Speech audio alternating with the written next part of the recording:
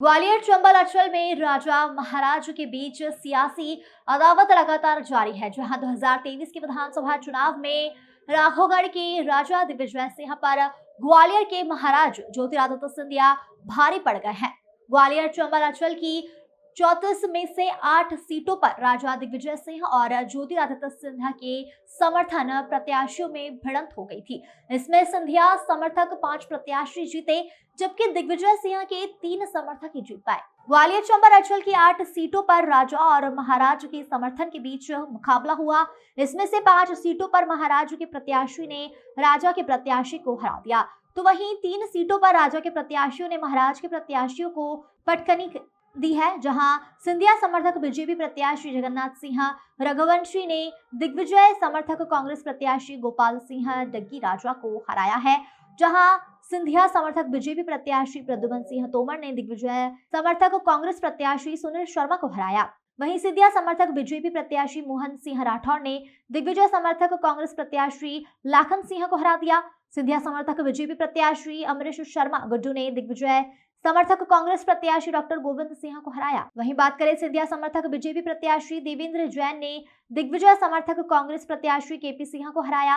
राघवगढ़ की बात करें, जहां दिग्विजय सिंह के बेटे कांग्रेस प्रत्याशी जयवर्धन सिंह ने सिंधिया समर्थक बीजेपी प्रत्याशी हिरेंद्र सिंह बंटी को हरा दिया। और डबरा विधानसभा सीट की बात करें, जहां दिग्विजय सिंह समर्थक कांग्रेस प्रत्याशी सुरेश राजे ने सिंधिया समर्थक बीजेपी प्रत्याशी इमरती देवी को हरा दिया। और अंबाह जिले की बात करें, जहां दिग्विजय सिंह समर्थक कांग्रेस प्रत्याशी देवेंद्र सखवाड़ ने सिंधिया समर्थक बीजेपी प्रत्याशी कमलेश जाटव को हराया।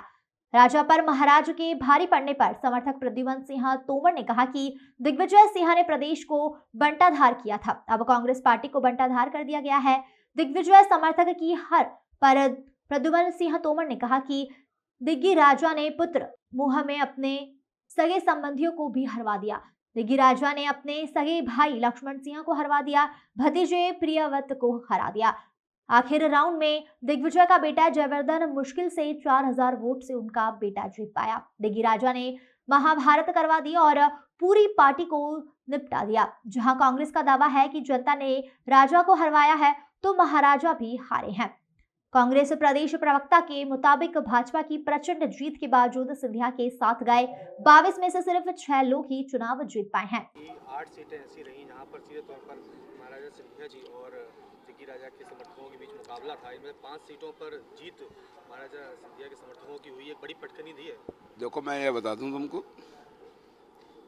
बंटाधार मुख्यमंत्री जिस मध्य प्रदेश को बीमारू राज्य का कलंक लगाया, जिस व्यक्ति के बारे में मैं, वो तो उनका बेटा अंतिम राउंड में 2 राउंड में जीत गया और उन्होंने अपने बेटे के खातिर अपने सारे संघ के सहपाठी निपटा दिए, सगा भाई निपटा दिया।